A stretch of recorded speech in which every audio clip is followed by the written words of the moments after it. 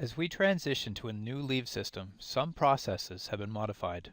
Let's walk through them. As we discussed earlier in the session, all employees using self-service leave have a schedule in PeopleSoft, which consists of the number of hours an employee is scheduled to work every day. For example, 7 hours Monday to Friday. This schedule is attached to the employee, not the position. So, if an employee changes jobs, their schedule will stay the same unless their supervisor or manager requests a change or the employee changes their position through the competitive process.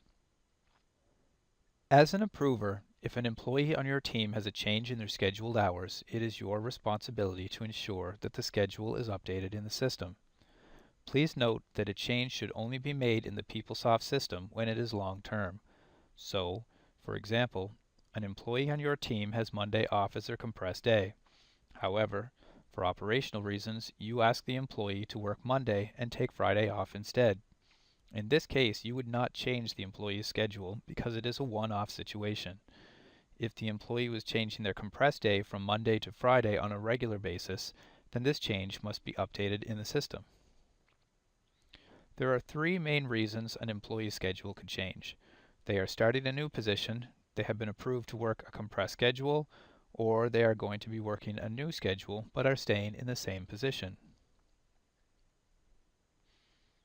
If an employee is moving into a new position through the competitive process, then the schedule will be updated based on the information provided by HR. In these cases, there is no action required on your part.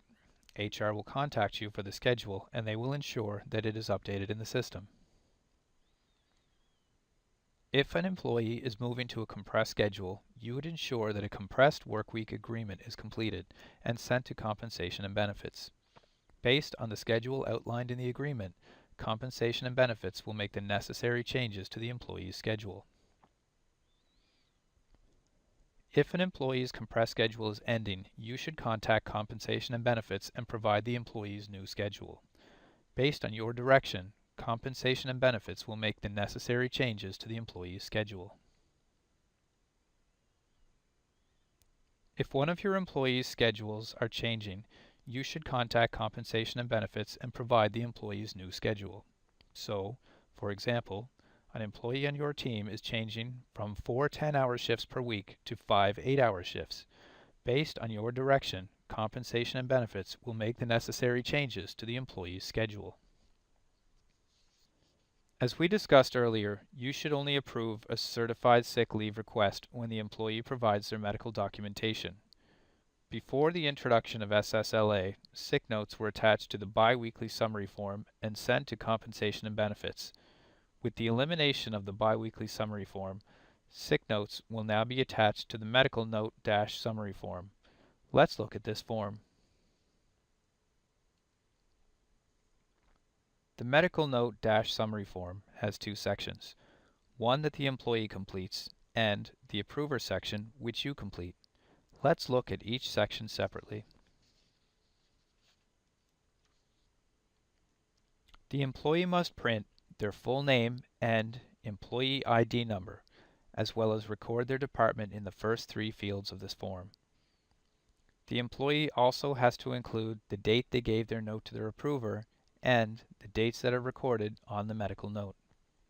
On the bottom of the employee section, there are 4 notes that provide direction on how to complete the form, including letting employees know how to find their employee ID number, telling the employee to keep a copy of their note, providing the direction to attach the medical documentation to the form, and informing the employee to give their completed form with the attached note to their approver. The approver portion of the form includes the action required for Compensation and Benefits, your signature, and the notes for completing the form. With respect to the action required for Compensation and Benefits, you have 2 options to select from. File only, the form with the attached note should be filed only, or the SSLA leave request should be updated to sick leave certified for the dates included on the note, and the form with the attached note should then be filed.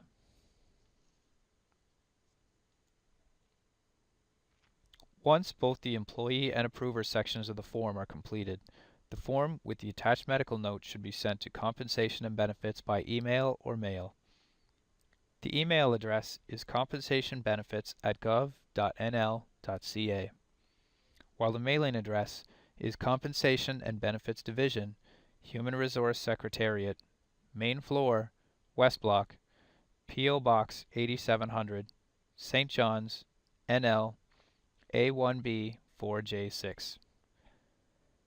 Please remember that the medical note-summary form and the attached medical documentation is considered confidential information, so you take every precaution to ensure that there is no breach in confidentiality when handling this information. A copy of this form can be found in the Resources section of this course. As we discussed during the introduction module, self-service leave is being phased in throughout the organization, so there may be times that employees will move from a team that is using SSLA to one that is not. When an employee moves from a team using SSLA to one using paper forms to request leave, the employee's schedule changes to 0 hours. This means that any future dated leave requests must be rekeyed into the system.